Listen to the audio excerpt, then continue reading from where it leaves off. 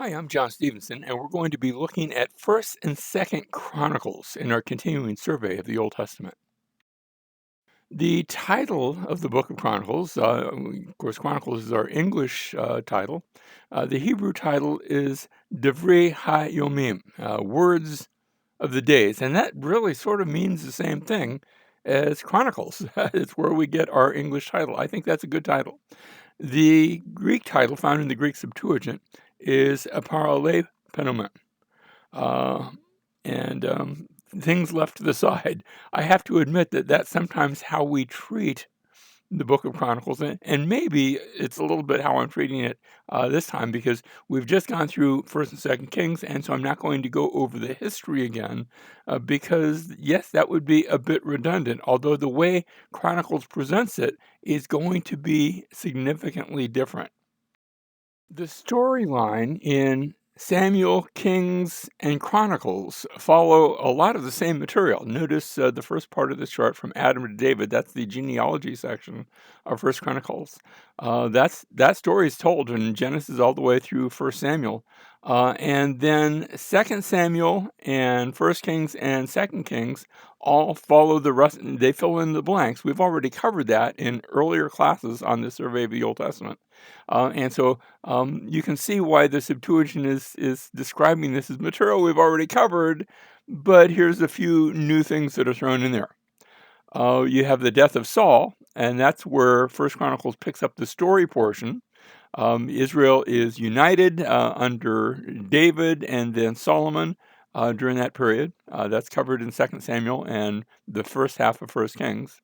And then in the days of Rehoboam, you have the kingdom divided. That's described in both in Second Chronicles and in First Kings as well. And then after that, you're going to see a divided kingdom. You'll see Israel in the north and Judah in the south, and they are coexisting. Sometimes they're fighting each other. Sometimes they're getting along. Sometimes they're actually united. And then in 721 BC, we have the fall of Samaria, the fall of the northern kingdom. That takes place in Second Chronicles and also Second Kings. And then the last part of the story is seeing Judah by itself.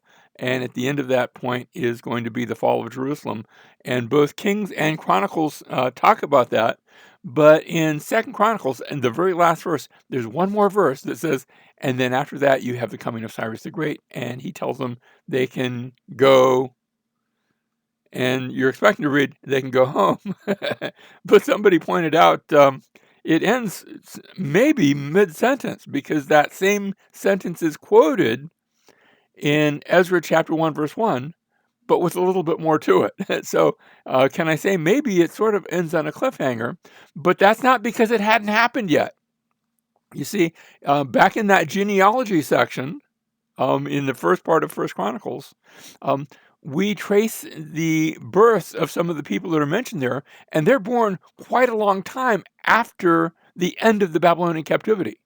So in our Hebrew Bible, Chronicles occupies the very last place. It's the last book of the Hebrew Bible.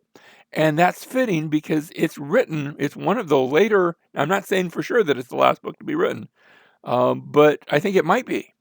And so it's written very late, looking back at the period of the kings. That's why it's called the Chronicles of the Kings of not of Israel and Judah, just of Judah. It's focusing on Judah. Now that means that Kings relates the history of the kings, and yet it gives us very little commentary, whereas Chronicles gives us quite a bit of commentary of that period. It's a little bit like the difference between Matthew, Mark, and Luke, the synoptic gospels, as they tell the story of Jesus, and then you go to the Gospel of John as it tells the story. When it tells the story, it explains a lot more. It tells us the story, sometimes looking at different aspects of the life of Jesus that were not covered by Matthew, Mark, and Luke. But it also gives us explanation, like I think of that time where all four Gospels talk about, Jesus talks about the temple, both then and in the future. And it's in John's Gospel that we read Jesus saying, destroy this temple, and in 3 days I'll raise it up. But then John also includes that little footnote. but he was talking about the temple of his body. If John hadn't included that, we might be saying, well, there's got to be some sort of future temple. But John explains, no, the future temple was the death, burial, and resurrection of Jesus. So likewise, Kings and Chronicles. Chronicles is going to give us more commentary. Kings is just going to mostly just give us the facts, just what happened. Kings, then, the storyline moves back and forth once the kingdom is divided. Once you have Rehoboam comes on the scene and you have the northern kingdom of Israel and the southern kingdom of Judah, the storyline will go back and forth between those. First, you'll see what's happening in the north, and you'll see what's happening in the south, and then back in the north. And it goes back and forth between the northern kingdom of Israel and the southern kingdom of Judah. Chronicles, the perspective is focused primarily, almost exclusively, on the temple and the kings of Judah. You only see the kings of Israel when they are interacting with either the temple or the kings of Judah. And really, mostly just when they're interacting with the temple, which isn't often. That doesn't happen very often. Now, the recipients of the book, if it's written that late, a number of generations after the end of the Babylonian captivity, then this is written to Jewish people that are back in the land, and they've been back in the land for some time. And it's reminding them of what, some of the glory times back when there were kings. There's no kings anymore. But back when they had kings, it's looking at those that were good and those that were better. And really, it's looking, I think it's suggesting there was a time when there was a great king by the name of David. And yes, there were other kings that came later, and some of them were pretty good. But remember, David is the one who really sort of glows.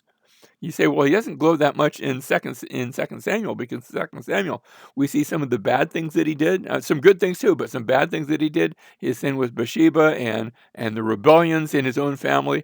Those aren't going to be mentioned in Chronicles. It's not that he's hiding them. He assumes you've already read First and Second Samuel. You already know that story, but that's not going to be the focus. The focus is upon David at his very best, in hopes that there's going to be a future better David, even better David, who's going to come yet in the future. So these are those who have returned from the exile and have been living in the land for some time. Now, the purpose of the books of Chronicles, first of all, to set forth a record of the priestly worship of God's people from David to the exile. There's going to be a lot of focus on priests and the temple and what's going on with them, to give the fulfillment of the promises of the Mosaic Law regarding the faithfulness and unfaithfulness to the covenant. You're going to see times where they're being unfaithful and bad things happen. And then to show the importance of the scriptures in providing the rule of faith for God's people, there's going to be a focus on the scriptures, how the scriptures are found. That's going to be in the days of Josiah, and a return and a restoration. And we're going to see those things taking place in Chronicles. Now, First Chronicles, here's a brief outline. We're not going to go into too many details. Chapters 1 through 9 are genealogies of Israel, starting all the way back, going all the way back to Adam, with a special focus on two families, the family of Aaron, that's the priesthood, and the family of David, because that's going to be the kingly line. Next, we have the death of Saul. We don't have the whole life of Saul mentioned, just his death. That's where the action picks up. And the rest of First Chronicles is going to be the reign of King David. So we'll see his mighty men. We'll see the Ark of the Covenant brought into Jerusalem. That's an aspect we saw back in 2 Samuel. We'll see the covenant promises, quite a bit on that. And then finally, the temple site will be prepared. David is preparing for the building of the temple, but he's not going to be building it. And so this is really the story. I mean, the death of Saul, that's king number one. And then really most of the focus is upon David. So Israel's first two kings, Saul and then David. When we come to 2 Chronicles, we start, the first 9 chapters are the reign of Solomon, and it is wonderful. It is, pictured in all of its glory. And then with the death of Saul, the kingdom now is split under his son Rehoboam. And the northern tribes they follow Jeroboam. Southern tribe, Judah, follows Rehoboam, with the Levites, and Benjamin might be in there as well. Next, we have a whole series of cycles where they're following after the Lord and then they're not following after the Lord, and it goes good and it goes bad and it goes good and it goes bad, sort of back and forth. So we have some of the good kings are Abijah and Asa and Jehoshaphat.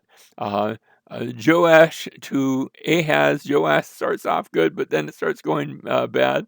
Ahaz, sometimes he's listening to the Lord, sometimes not. And it's the same with a lot of those in there. Hezekiah and Josiah are two bright spots in the end chapters, chapters 29 through 35. And chapter 36 is the coming of the Babylonian captivity. No good kings there. After Josiah, his sons and his grandson reign, and it's all bad news. And that leads to the Babylonian captivity. And then that leads to that last verse where they come back. They're given permission to come back into the land. So these are the stories of Judah under their kings. Here is an outline given by David Dorsey in his delightful book, The Literary Structure of the Old Testament. I've used this for a number of books of the Old Testament. As we already noted, the genealogy section goes from Adam to the Babylonian exile and even after the return, because some of the names that are mentioned in those genealogies are people that were born after they had already come back from the Babylonian captivity. So notice that's the first 9 chapters, and then we have chapters 10 through 21 focusing on the establishment of David's kingdom. This is the David section. Now, this isn't going to cover everything that's in that, but just 3 points that are seen in that section.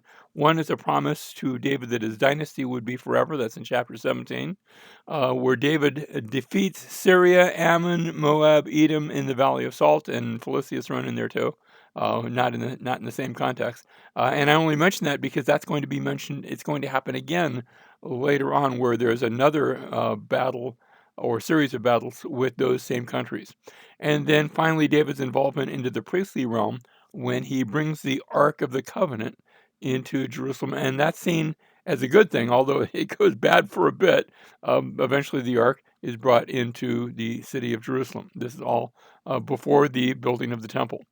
Then we have in chapters 22 through 29, David is preparing to build the temple. But he's not going to be building it himself. He's just going to be collecting the materials and getting everything ready for that. And then Solomon comes along after the death of David, and Solomon is seen here in 2 Chronicles chapters 1 through 9 as the temple builder. He's the one who built the temple. And notice that's the pivotal point in this whole story section. After that, we see Judah's folly and return. That is, after Solomon dies, Rehoboam comes to the throne, and in his foolishness, he ends up splitting the kingdom into north and south. And that takes us from Rehoboam to Jehoshaphat. Jehoshaphat is going to be a good story. So notice there's some bad, there's some good. I like the Jehoshaphat story. And then notice I've got 7 kings from Jehoram to Ahaz. And we have 3 crises that are threatening the Davidic dynasty. The Davidic dynasty is close to ending during each of those situations. We have wars with Syria, Ammon, Moab, Edom, in the Valley of Salt. That might actually be in chapter 20 that he's thinking of. And then Philistia is thrown in there as well. And then finally, the various kings' involvements into the priestly realm. Some of that's bad, but some of it's good. Think, for example, how Josiah orders the temple to be restored. That's a good thing. I mean, he's not the one going in and doing it. He's having the priests do it, but he's funding it. And then they find in doing so a scroll of the law, and that helps to foment the return and the spiritual revival that takes place in Judah at that time. And then finally, the end of the story is Judah's final kings, from Hezekiah to the Babylonian exile. And remember that Chronicles is going to give us one verse at the end that mentions the return.